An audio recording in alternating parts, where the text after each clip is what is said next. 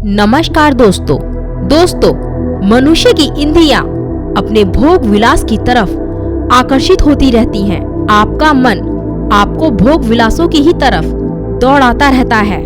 दोस्तों, आपको पता है, यदि आपने अपने मन को काबू में नहीं किया तो ये मन इंसान को इतनी फुर्सत भी नहीं देता है कि इंसान अपने अंदर झांककर प्रभु का दर्शन कर सके। दोस्तों, मनुष्य के लिए सबसे ज्यादा आवश्यक है कि मनुष्य अपने मन को अपने कंट्रोल में करके अपने उस आत्मा का दर्शन करे और फिर उस आत्मा में प्रभु का दर्शन साक्षात दिखाई देगा।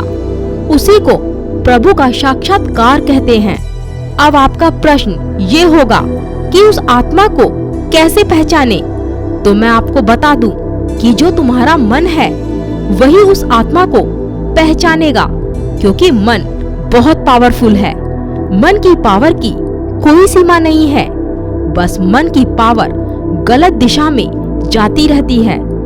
हमें केवल उस मन की दिशा चेंज करनी होगी जो तुम्हें तरह तरह के नाच नचाता रहता है। ये तब तक ही हो सकता है जब तक जीवात्मा अपने मन को काबू में ना लाए। तब तक आपका मन काबू में नहीं आएगा। वो इंद्रियों को भोग विलास की तरफ दौड़ाता ही रहेगा। भोग विलास अपनी तरफ आकर्षित करती रहेंगी, इंद्रियां उनकी तरफ भागती रहेंगी और आपकी जीवात्मा की परवाह किए बिना रथ को यानी कि आपके शरीर को उस तरफ ले जाता रहेगा। लेकिन जब तुम मन के वश में ना रहकर मन को ही अपने वश में कर लोगे तो वही मन एक अच्छे सारथी की तरह तुम्हारे शरीर रूपी रथ को सीधे प्रभु के श्री चरणों में लेकर जाएगा।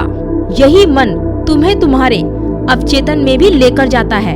यही मन तुम्हें तुम्हारे अवचेतन के पार भी लेकर जाता है। अगर योगी इस मन को अपने वश में कर ले तो इस शरीर रूपी रथ से मोक्ष तक चला जाएगा।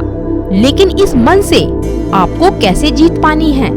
तो दोस्तों, जीत पाने के लिए आपको दो तलवारों से वार करना होगा। एक तलवार है अभ्यास की और दूसरी तलवार है वैराग्य की। देखो दोस्तों, अभ्यास का मतलब है निरंतर अभ्यास करना। अपने मन को अपनी सांसों पर लगाना होगा, वो भी बार बार। मन को नियंत्रित करना दोस्तों एक दिन का काम नहीं है। इसके लिए नियमित और व्यवस्थित साधना की आवश्यकता होती है। मन आपका आपकी सांसों से भागेगा, उसे फिर पकड़ कर लाओ, वो फिर भागेगा, फिर पकड़ो। ऐसा आपको बार बार करना होगा, तो अंत में मन को आपका कहना मानना ही होगा। इसी को कहते हैं अभ्यास की तलवार चलानी। और दूसरी तलवार है वैराग्य की तलवार।